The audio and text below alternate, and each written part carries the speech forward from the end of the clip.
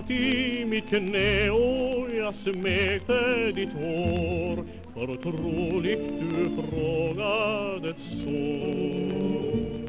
om kärlek och lycka för evigt bestå.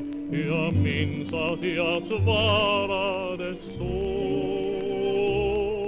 Den eviga visan som alltid är nu är visan om dig och mig. Och afton skall skymma och dagar skall gry och jag sjunga visan för dig.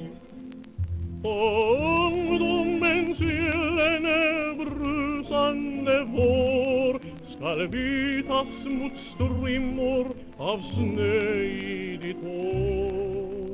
Men den eviga visan som alltid är nu är visan om dig och mig.